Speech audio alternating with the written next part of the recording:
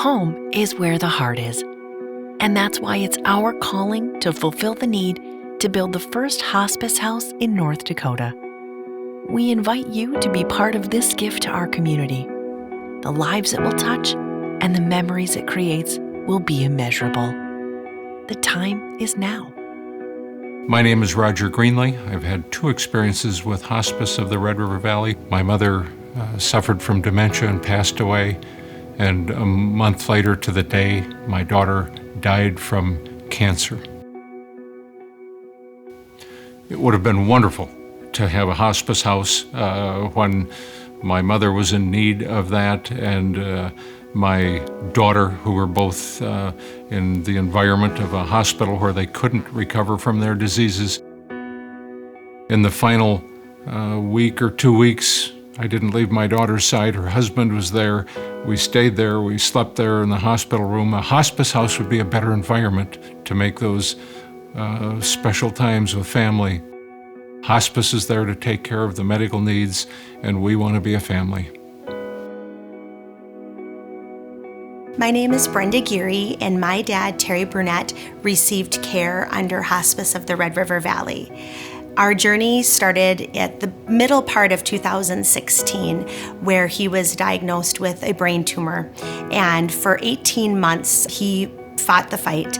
5 brain surgeries, 3 of which were here local in Fargo, 2 of which were down at the U of M in the cities. As beautiful as hospitals can be, their main goal is to sustain life and to try to keep one going. But in the last weeks, I knew my dad wanted to pass, and I knew that he was dying. And at that point, my only thought and the only goal I had in mind was how I could do that with providing the dignity and the compassion and the grace that was my dad, and to preserve who he was.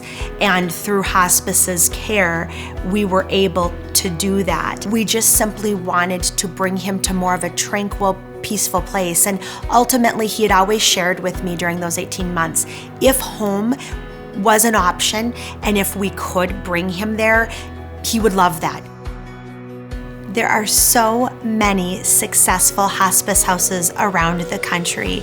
This should be the exemplary model of care provided for end of life. I think there's a need, a great need in this community right now to have some beds that can take care of it. I'm Irv Iniger, and I've been an avid supporter of Hospice of the Red River Valley. I had 3 parents die within a year, all on hospice, but one went into one of these care units. My father-in-law went in because he was in a nursing home. His wife had Alzheimer's. He couldn't care for her anymore, but he also then couldn't care for himself. And hospice was there to put him in a bed where we knew family members could be around him to see the care and see the love that he had as he finished his last few days.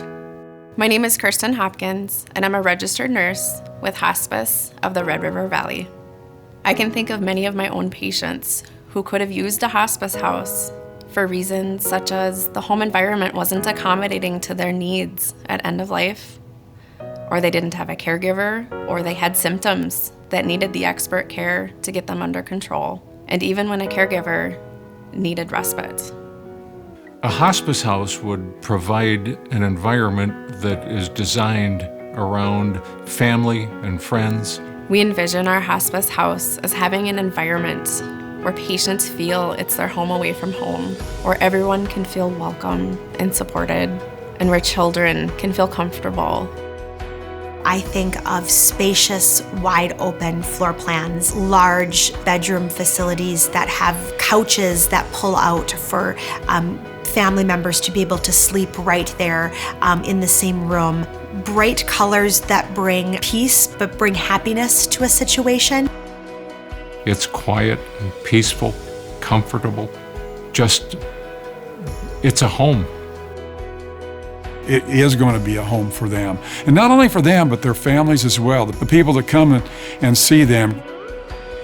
For years, Hospice of the Red River Valley has dreamed about having a hospice house in our community. I think it's time that we stepped up at North Dakota and we build our own facility, just like everybody else has done. We all at some point are going to lose a loved one, whether it be a parent, a child, a spouse.